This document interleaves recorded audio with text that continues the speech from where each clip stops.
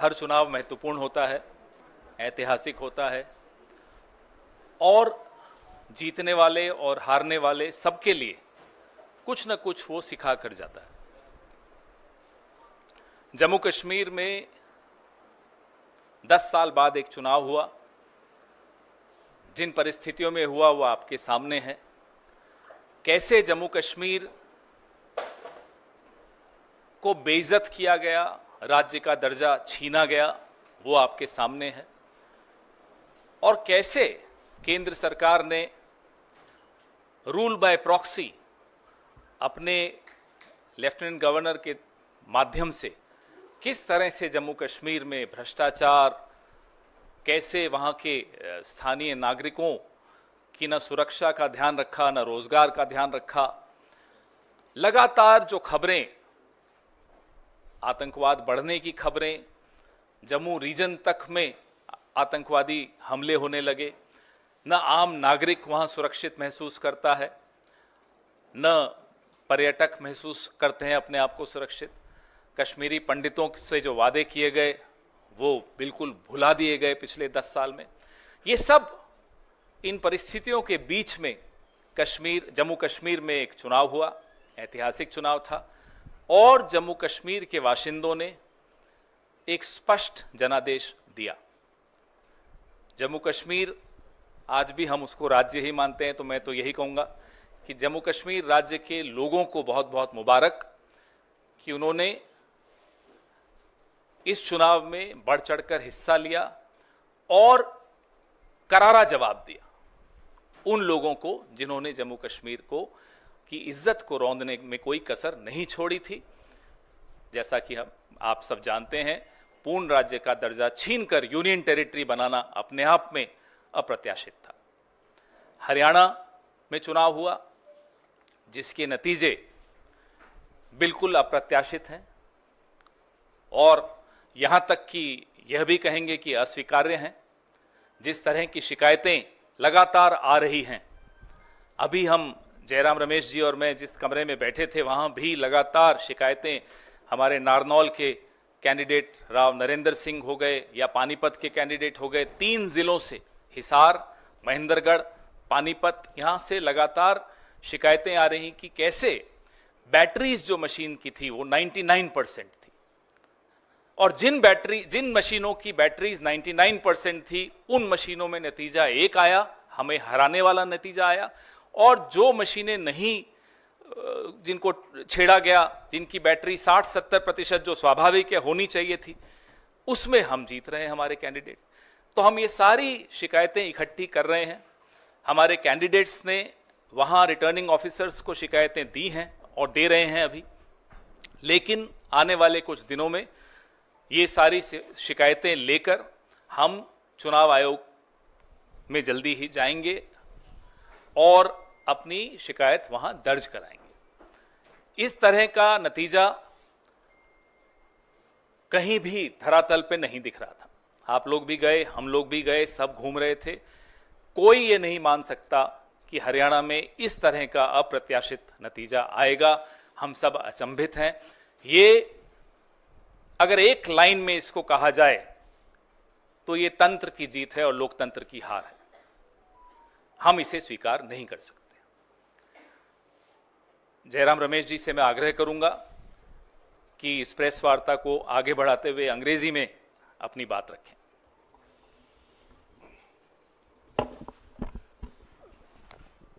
मैं सिर्फ ये बात कहूँगा कि जम्मू और कश्मीर के जनता ने स्पष्ट जनादेश दिया है नेशनल कॉन्फ्रेंस और इंडियन नेशनल कांग्रेस के गठबंधन को।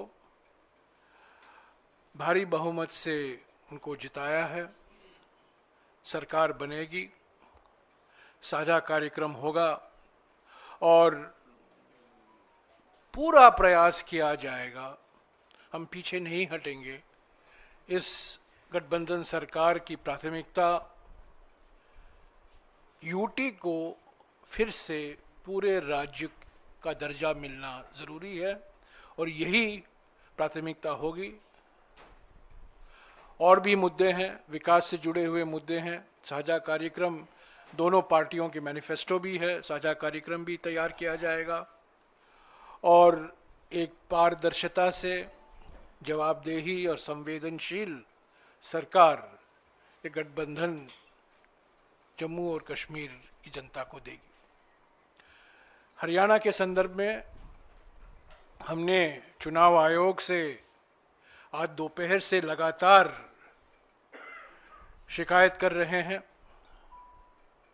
उनसे जवाब भी आया है, उस जवाब का जवाब भी मैं दे रहा हूं और उसके बाद भी 3 या 4 जिलों से बड़े गंभीर शिकायत आए हैं।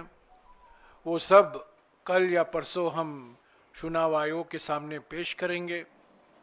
पर मैं फिर से दोहराना चाहता हूं, हरियाणा के चुनाव के नतीजे अप्रत्याशित हैं, आश्चर्यजनक हैं और इसको हम स्वीकार नहीं कर सकते, क्योंकि ये लोकतंत्र की हार हुई है और तंत्र की जीत हुई है।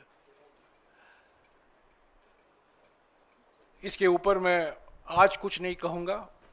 जब हम सारे शिकायत इकट्ठा करके चुनाव आयोग से समय मांगेंगे, हम उम्मीद करते हैं कि वो समय हमें मिलेगा। कल या परसों तक हम उम्मीद करते हैं कि हम चुनाव आयोग के सामने एक विस्तार से, जो अलग अलग ज़िलों से, अलग अलग असेंबली कंस्टिट्यूएंसी से शिकायतें आई हैं, कुछ आज हमने इलेक्शंस कमीशन के सामने रखा था, पर और भी हैं और बड़े गंभीर मुद्दे हैं ईवीएम को लेकर, और जिस तरीके से एक माहौल पैदा करने की प्रयास की गई, दबाव स्थानीय अधिकारियों पर लाया गया और जहां जिन जिन सीटों में हमारी हारने की कोई गुंजाइश नहीं थी, वहां हम हारे हैं। मैं समझता हूं ये नतीजा लोक भावना के खिलाफ है, जो जमीनी हकीकत है और सभी ने ये हकीकत को महसूस किया है, ये नतीजा उसके खिलाफ जाता है। I will just repeat this in English very briefly. The people of Jammu and Kashmir have given a clear, decisive, convincing mandate to the National Conference, Indian National Congress Alliance. The priority for the alliance government will be the restoration of full statehood for the Union Territory of Jammu and Kashmir. Of course, we have our manifestos, we will have a common program, and both the National Conference and the Indian National Congress are duty-bound to give a government, an administration that is responsible, responsive, accountable, and transparent to the people of Jammu and Kashmir. I just want to say that the people of Jammu and Kashmir have defeated the mischievous designs of the BJP to engineer a majority of its own. Till yesterday, this effort was being made, but today, I think the people's verdict has come out very clearly, and the moves of the BJP and those who were managing the elections to somehow cobble up a majority has been defeated. As far as Haryana is concerned, all afternoon I have been in touch with the Election Commission. The Election Commission has replied to my complaints. I have replied to the reply. We have received very serious complaints on the process of counting, the functioning of EVMs in at least 3 districts. In at least 3 districts. There are more that are coming in. We have spoken to our senior colleagues in Haryana, and this information is being collected. We hope to present this in a consolidated form to the Election Commission tomorrow or day after. We will seek time but I just want to reiterate that the results in Haryana are totally unexpected, completely surprising and counterintuitive. It goes against ground reality. It goes against what the people of Haryana had made their mind up for, which was for change and transformation. I think under these circumstances, it is not possible for us to accept the results that have been announced today. Serious questions have been raised by our candidates. We will bring it to the notice of the Election Commission. And what we have seen today in Haryana is, I think, a victory for manipulation, a victory for subverting the will of the people, and it's a defeat for transparent democratic processes. So I will only say this, but the chapter on Haryana is not complete. It will continue. The chapter in Jammu and Kashmir, of course, there will be a coalition government. And as I said till yesterday, various attempts were being made to ensure that the majority will not come to the INC-NC coalition, but the people of Jammu and Kashmir have given a very clear mandate for this coalition government. Thank you. Sir मेरा सवाल sir आपको नहीं लगता कि आप ये कह रहे हैं कि जम्मू कश्मीर के अंदर कोalition को मैंडेट मिला, लेकिन 38 सीटों में से कांग्रेस सिर्फ 6 जीत पाई है, 6 पे ही आगे चल रही है, आप लोगों के खाते में उतनी ही आई, वहाँ पर एज ए पार्टी आप लोगों को नुकसान हुआ है। और आपके जो कोलिशन पार्टनर्स हैं शिवसेना की तरफ से, जो उनकी सांसद है, उन्होंने कहा जहाँ पर भी कांग्रेस की बीजेपी से सीधी लड़ाई होती है वहाँ पर कांग्रेस उनको नहीं हरा पाती, अलायंस के साथ ही हरा पाती है। और हरियाणा में आपको लगता नहीं कि इन फाइटिंग का नुकसान हुआ? 16 आपके सिटिंग विधायक जो है वो चुनाव हारे हैं, उस पर क्या कहेंगे आप? हरियाणा के बारे में जो कुछ हमें विश्लेषण करना है ज़रूर हम करेंगे, पर पहली बात हमें इलेक्शन कमीशन तक जो शिकायतें आ रही हैं अलग अलग ज़िलों से वो पहुंचाना है। हमने क्या किया, क्या नहीं किया, गलती कहाँ हुई, इसका विश्लेषण ज़रूर होगा, इस पर चिंतन ज़रूर होगा, बहस ज़रूर होगी, एक समिति का भी गठन होगा। ये प्रथा रहा है कांग्रेस पार्टी में, और सबसे बातचीत करके ही ये विश्लेषण होगा। पर अभी विश्लेषण का वक्त नहीं है। अभी सबसे महत्वपूर्ण बात यह है कि हमसे जीत छीना गया है, तंत्रों का दुरुइस्तेमाल हुआ है, दुरुपयोग हुआ है, और लोगों की जो भावना थी, और सब ने ये महसूस किया कि ज़मीनी हकीकत बदलाव के पक्ष में था, परिवर्तन के पक्ष में था, और आज वो परिणाम जो आया है उसको नहीं दर्शाता। तो प्राथमिकता हमारे लिए ये है, विश्लेषण ज़रूर होगा। जम्मू के बारे में जो आपने सवाल किया, मैं स्वीकारता हूँ कि हमारा प्रदर्शन जम्मू में और बेहतर होना चाहिए था। इसके भी कुछ कारण हैं, उस पर भी चिंतन होगा, विचार विमर्श ज़रूर होगा। पर महाराष्ट्र में मैं याद दिलाना चाहता हूँ कि लोकसभा चुनाव में कांग्रेस पार्टी पहले स्थान पर थी, और गठबंधन का एक धर्म होता है, जो हमारे आपस की बात होती है हम एक दूसरे से बोलते हैं, मीडिया के द्वारा हम नहीं बोलते हैं। हम गठबंधन में हैं, महाराष्ट्र में उस गठबंधन को मजबूत करना हमारा कर्तव्य बनता है। हम कुछ नहीं कहेंगे हमारे गठबंधन के साथी दलों के बारे में, पर जो चुनाव के नतीजे आए हैं हरियाणा को लेकर, उस पर कई सवाल, गंभीर सवाल उठे हैं। उसको आगे ले चलना ईसी तक और इसी के साथ बात करना हमारा फ़र्ज़ बनता है। अगले 2-3 दिन में हम वो करेंगे और जम्मू और कश्मीर में शीघ्र ही हम उम्मीद करते हैं कि एनसी और आईएनसी गठबंधन सरकार बनेगी, एक साझा कार्यक्रम तैयार किया जाएगा और जो जनता की उम्मीदें हैं उसको पूरा करने की पूरा प्रयास करेंगे और उसमें पहले स्थान पर जम्मू और कश्मीर को पूर्ण राज्य का दर्जा वापस लौटाना है। इसके लिए एनसी भी वचनबद्ध है और इंडियन नेशनल कांग्रेस भी वचनबद्ध है।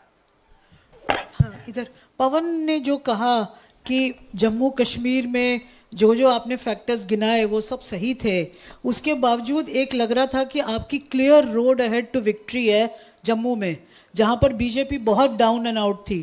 क्या ये सच है कि जो रिपोर्ट्स वहाँ से आ रही हैं कि आपका पार्टी यूनिट, आपके लीडर्स, यहाँ तक कि आपका general secretary in charge of Jammu Kashmir completely compromise थे और उन्होंने बीजेपी से सकम करके, कॉम्प्रोमाइज़ करके ये हार आपके हाथ में दी है? क्योंकि 6 सीट में ये अभी आगे हैं और कितना गिरेगी पता नहीं, या ऊपर होगी, पर ये जो सिचुएशन है जो आपने बीजेपी को विक्ट्री दी है जम्मू में, ये आपकी पार्टी के लोगों ने दी है। क्या इसे आप एग्री करेंगे? जैसा कि मैंने कहा, जीतें या हारें उस पर तुरंत प्रतिक्रिया देना ना केवल गलत होता है, वो प्रतिक्रिया सही भी नहीं होती। बिना विश्लेषण के, बिना सबसे इनपुट लिए, बिना सब कार्यकर्ताओं से बैठक करके उनके विचार जाने, मैं नहीं मानता कि इस तरह की किसी प्रतिक्रिया पर हम कोई मोहर लगा सकते हैं। सर, अरे पूछ लीजिए।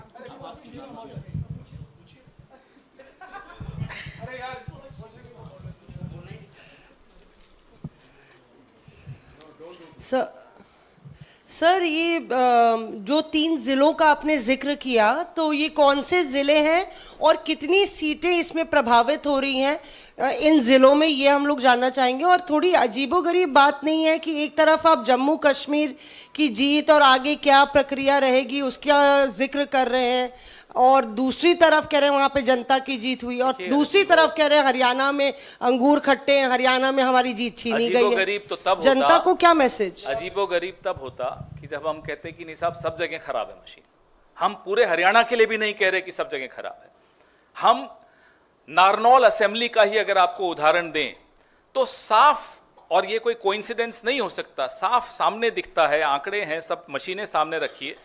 जिन मशीनों के यूनिट की बैटरी 99% है वो मशीनें हमें हरा रही हैं। जिनकी बैटरी, और स्वाभाविक रूप से बैटरी कम होती है, 60-70% पे आई है, उसमें हम जीत रहे हैं। तो ये एक संयोग नहीं हो सकता। ना केवल नारनौल में ये बात है, पानीपत में ये बात है। आपने बोला कौन कौन से जिले, हिसार, महेंद्रगढ़, पानीपत, ये 3 में तो है, और बाकी जगहों से भी छुटपुट ऐसी शिकायतें आनी शुरू हुई हैं।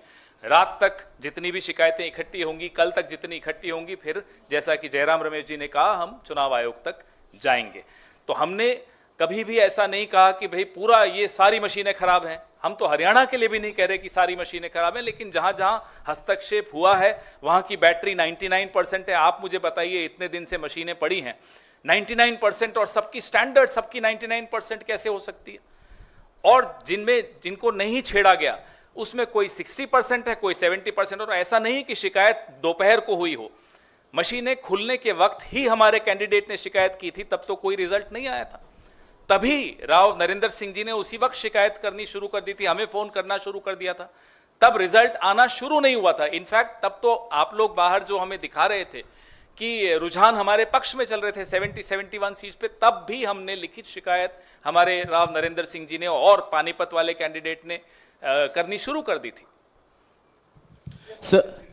So you said that results are not acceptable to the Congress.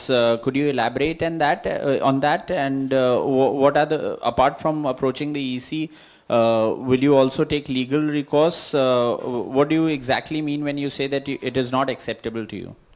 Well, in response to जो मौसमी ने सवाल किया था, कितने सीटों का सवाल है, हमारा अनुमान है कि 12-14 सीटें ऐसे हैं जहां गंभीर, इससे भी ज़्यादा हो सकती हैं, पर पहला लिस्ट जो हमने तैयार किया है 12 या 14 सीटें ऐसे हैं जहां गंभीर सवाल उठाए गए हैं उम्मीदवारों द्वारा। तो ये कल ही बता पाएंगे फाइनल कितने सीटें हैं, पर आज मैं बता सकता हूं 12 से 14 सीटें पर गंभीर सवाल उठते हैं। The reason why we are not accepting it is because not only is it surprising, not only is it unexpected, but there are serious issues that have been raised on the integrity of the counting process, of the functioning of the EVMs in at least 4 districts, as my colleague has already identified, in which about 12 to 14 constituencies are involved. It could be more. We will have the final list tomorrow. We'll share it with you. We will be going to the Election Commission. Election Commission is our first stop. We have to go to the Election Commission. It's a constitutional body. It's an independent body. We expect it to function constitutionally and independently. And so we will be seeking time from them. We hope to get time from them. We hope to submit our list of detailed complaints to them. And then afterwards, whatever is required to be done will be done. But as of today, we cannot accept the fact that the results reflect the proper functioning of our democratic system. There are serious questions on the integrity of the instruments of the system, namely the EVM, and also the extraordinary pressure that has been brought to bear on local administration officials. Remember, Haryana has been a double-engine government, so it's a double-engine pressure. It's a pressure from the state government and a pressure from the union government as well. So there was an environment in which people have lost by 200 votes, 300 votes, 50 votes. People who were leading, who had healthy leading margins, have ended up losing by 100, 200, 250 votes. This can be explained only by manipulation and pressure.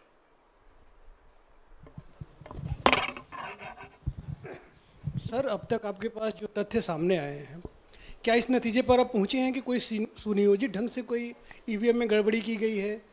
क्या आप ऐसा कोई नतीजे पे पहुंचे हैं कि कोई सुनियोजित ढंग से हुआ है ऐसा कुछ, या अभी उसमें देखना बाकी है कि ईवीएम में गड़बड़ी कोई बड़े पैमाने पर की गई है? भाई, अगर 99% बैटरी स्टैंडर्ड एक के बाद एक मशीनों पे निकल रही हो और उन्हीं मशीनों पे कांग्रेस का उम्मीदवार हार रहा हो, जिन मशीनों पे 60-70 स्वाभाविक जो होना चाहिए उतनी बैटरी उस पे हम जीत रहे हो, तो आप बताइए सुनियोजित नहीं माना जाएगा तो क्या माना जाएगा? ये नतीजे सवाल खड़े करते हैं और इन सवालों को ढूंढना हम सबका राजधर्म है। हम सबको इस लोकतंत्र को बचाने के लिए इन सवालों का जवाब ढूंढना चाहिए, आपको भी और हमको भी।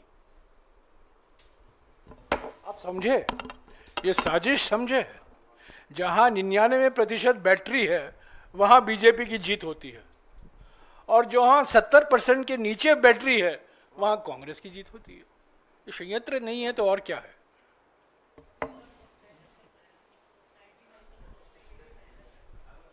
हाँ जी, 2 राज्यों के चुनाव हो जाने के बाद नहीं, अभी इन 2 राज्यों तक ही सीमित रखेगा। नहीं, राज्यों के बाद मैं उसी पे सवाल कर रहा हूँ। 2 राज्यों के चुनाव हो जाने के बाद परिणाम भी आ गए हैं, तो ईवीएम को लेकर के क्या मत हैं आपके? यही तो बात कर रहे हैं हम लोग। चलिए, और कोई सवाल? हाँ जी,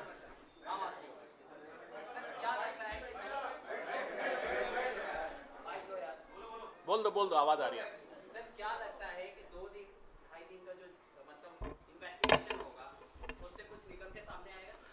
हमारा जो काम है और जो कर्तव्य है, चुनाव आयोग के दरवाजे पे दस्तक देना और तेज दस्तक देना ताकि आवाज आप सब तक पहुंचे, और उसके बाद जिम्मेदारी चुनाव आयोग की है इस लोकतंत्र को जीवित रखने की। आपने सुना होगा कर्मण्येवाधिकारस्ते मा फलेषु कदाचन। हम अपना कर्म निभा रहे हैं, अपना धर्म निभा रहे हैं। शिकायत करना हमारा फर्ज बनता है और हमारा लोकतांत्रिक अधिकार भी बनता है। जो हमने देखा है 99% बैटरी, 65% बैटरी, ये सब मैं समझता हूँ काफ़ी आश्चर्यजनक बातें निकल कर आई हैं हरियाणा के चुनाव के संदर्भ में। और मैं फिर दोहराना चाहता हूँ, ये आश्चर्यजनक नतीजे हैं, अप्रत्याशित नतीजे हैं और लोगों की भावना के खिलाफ ये नतीजे हैं। जो माहौल था, जो ज़मीनी हकीकत था, उस माहौल के खिलाफ है। मैं समझता हूँ बीजेपी भी नहीं उम्मीद करती थी कि वो हरियाणा जीतने वाले हैं। जितवाया गया, जीते नहीं है, जितवाया गया। हाँ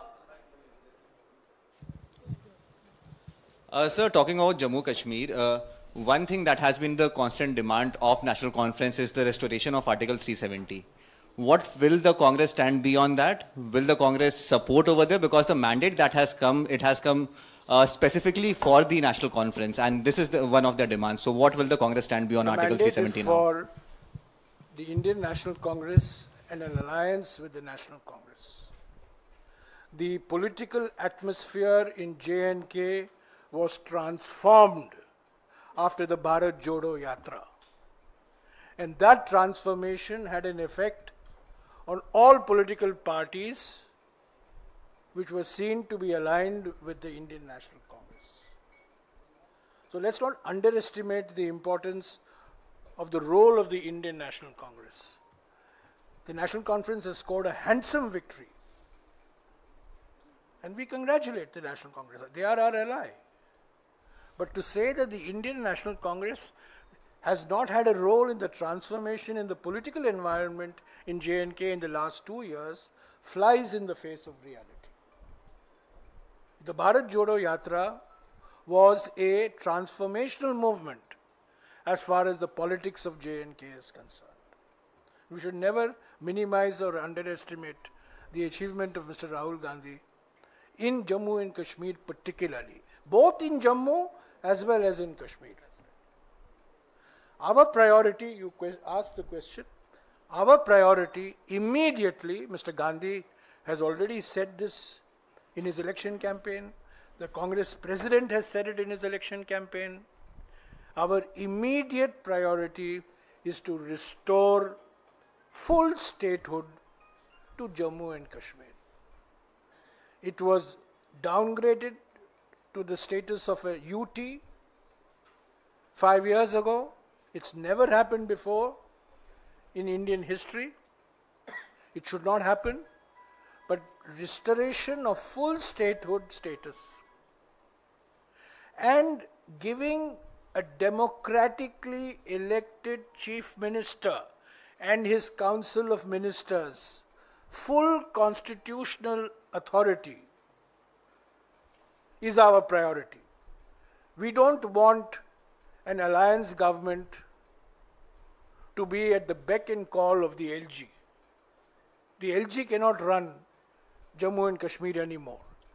Jammu and Kashmir has to be run by this democratically elected government.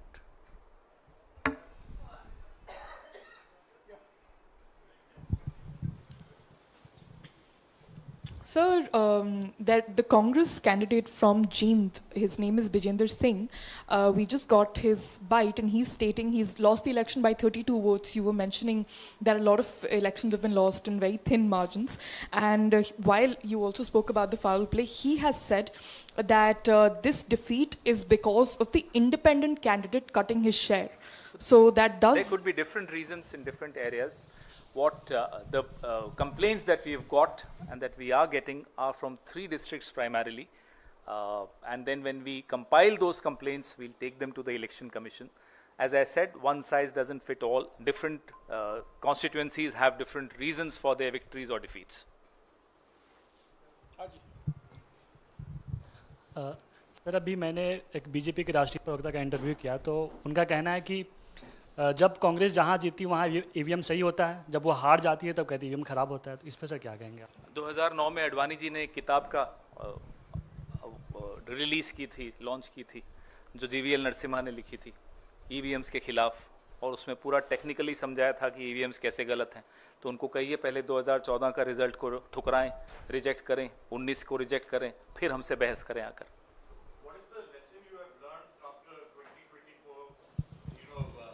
Lok Sabha elections, the fact that the Congress did reasonably well, and now having all eggs in one basket, allowing infighting to take place, and are not really reading the writing on the wall that you have to have a house in order. If there was any lesson that was learned in 2024 was for Congress to be united and fight together. What was the reason? Because we saw Selja speaking out, we saw Huda there. Could you kindly explain to us why the Congress has shot itself on its foot? The writing on the wall was the Congress will come back to power. That was the writing on the wall. That has been deliberately erased. The writing on the wall was very, very clear to anybody who was willing to read the writing on the wall. Why did it happen? But there are people who are experts in replacing walls. They just replace the wall. Or machines. Or in this case, machine. So I have already explained, I don't think you were there when I was explaining, that as far as the results are concerned, Haryana result, our first priority is to collate, consolidate all the complaints that have come from candidates from the 3 districts today. There will be other complaints, and we hope to submit this to the Election Commission tomorrow evening or day after. That is our immediate priority. Simultaneously, of course, we will sit and introspect why the result went the way it did. It was everybody's expectation that the Congress would win comfortably in Haryana. I think all I can say is that the Congress has been made to lose.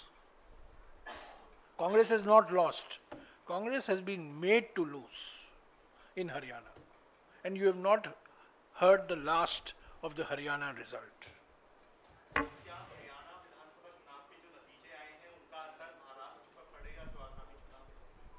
Lok Sabha में हरियाणा में आपने देखा हमारी कैसी अच्छी performance रही।